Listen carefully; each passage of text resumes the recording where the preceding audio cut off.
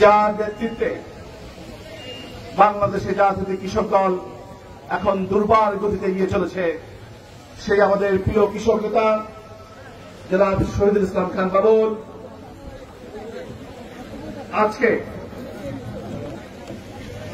এই সম্মেলন অনুষ্ঠানের বিশেষ অতিথি,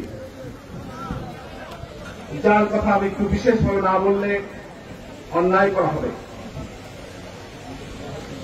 সম্মেলনের বিশেষ অতিথি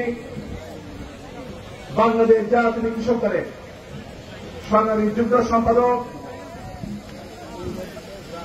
যিনি কৃষক দলের যুদ্ধ সম্পাদক হওয়ার পর থেকে ঢাকাতে আমাদের পাশে থেকে, আমার পাশে থেকে, আমার সাধারণ সম্পাদকের পাশে থেকে জাতীয় কৃষক দল ঢাকাতে সারা বাংলাদেশে সুসংগঠিত হওয়ার জন্য গত 15 মাসে তিনি আমাদেরকে সময় দিয়েছেন, শ্রম দিয়েছেন, মেধা দিয়েছেন,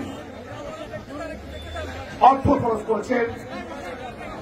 সেই প্রিয় কৃষক নেতা যিনি ইতিমধ্যে ঢাকাতে তার সাংগঠনিক কর্মকাণ্ডে প্রশংসা কুড়িয়েছেন, সেই আপনাদের প্রিয় নেতা জনাব ফজলুল বাবুল। প্রিয় ভাইরা, আমি আপনাদের প্রশ্ন করতে চাই, ফজলুল বাবুল কেন্দ্রীয় কৃষক দলের যুগ্ম সম্পাদক হিসেবে ঢাকা সহ সারা বাংলাদেশে প্রশংসা কুড়িয়েছে। আপনাদের এলাকায় বিশেষ করে নওগাঁর এই মহাদেবপুর বদলগাছিতে সে কেমন কাজ করেছে বলেন? সে এলাকায় কি বিএনপির পাশে ছিল? ছাত্র দলের পাশে ছিল? যুব দলের পাশে ছিল?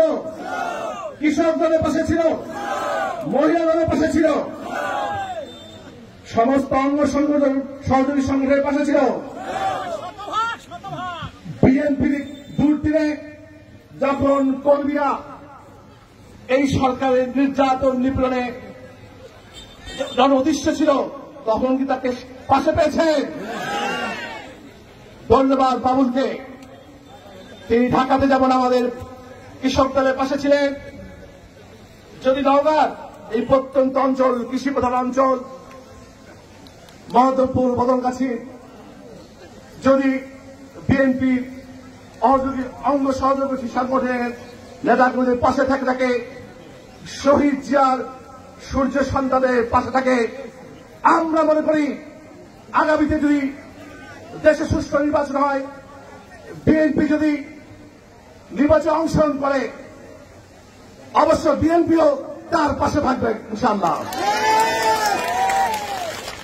বিএনপি যদি তার পাশে থাকে, তাহলে আপনারা কি তার পাশে থাকবেন? সেও পাশে থাকবেন তো? সে কি যোগ্য নেতা?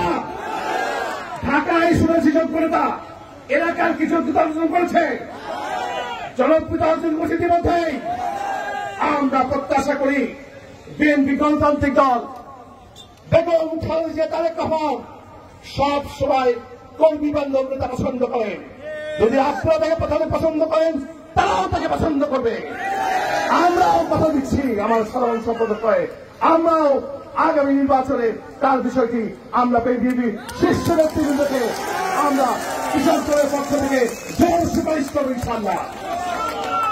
প্রিয় ভাইরা, আজকের এই সম্মেলনে আমাদের সাথে ঢাকা থেকে আরো কয়েকজন নেতৃবৃন্দ এসেছে, বিশেষ করে আমাদের সহ সাধারণ সম্পাদক ফ্লাইট লেফটেন্যান্ট হারুন ইতিমধ্যে বক্তব্য দিয়েছেন।